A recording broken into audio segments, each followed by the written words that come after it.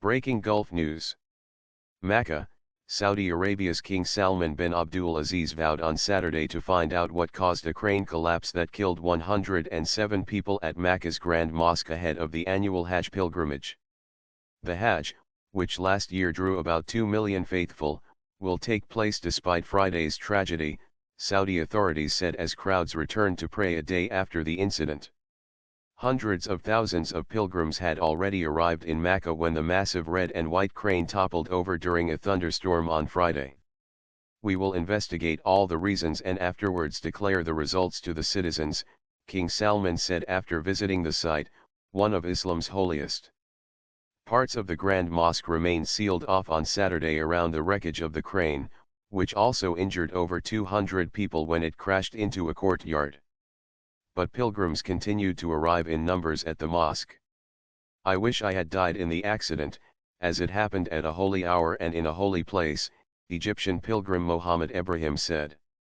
Salma, a Moroccan pilgrim, said, "Our phones have not stopped ringing since yesterday with relatives calling to check on us." Related links to Omanis injured in Makkah leave hospital. Indonesian and Indian pilgrims were among those killed when the crane collapsed, while the injured included Malaysians, Egyptians, Iranians, Turks, Afghans, and Pakistanis. Salman expressed his condolences to the families of the dead, and then visited a local hospital to check on the health of the injured, the official Saudi press agency said. "Suddenly, I heard thunder and then we heard a very loud noise. That was the sound of the crane falling," Mohammed, a Moroccan pilgrim, told AFP.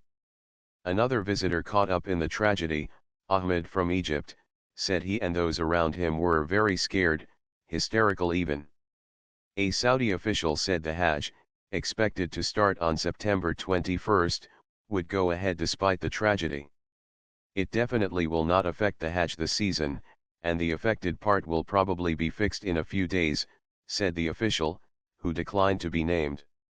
"The pilgrimage is a must for all able-bodied Muslims who can afford it."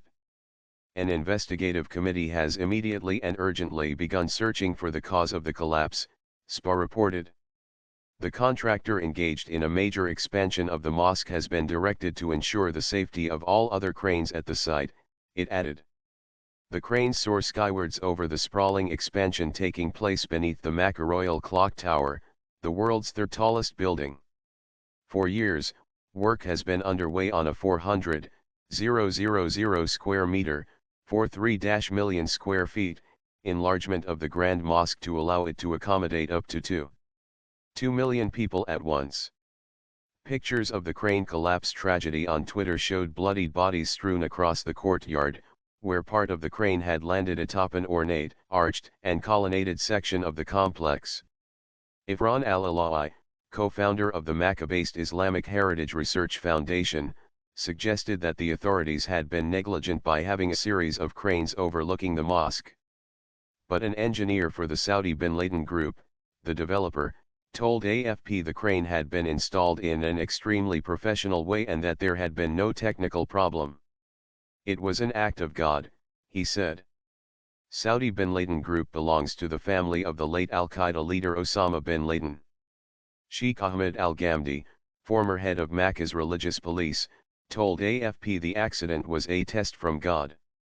"We need to accept what happened," he said, at the same time calling for a thorough investigation. Condolences came in from around the world, including from Arab leaders, as well as from Britain, Canada, India, and Nigeria. It was not the first tragedy to strike Makkah pilgrims, although the Hajj has been practically incident-free in recent years. In 2006, several hundred people died in a stampede during the stoning of the devil ritual in nearby Mina, following a similar incident 2 years earlier.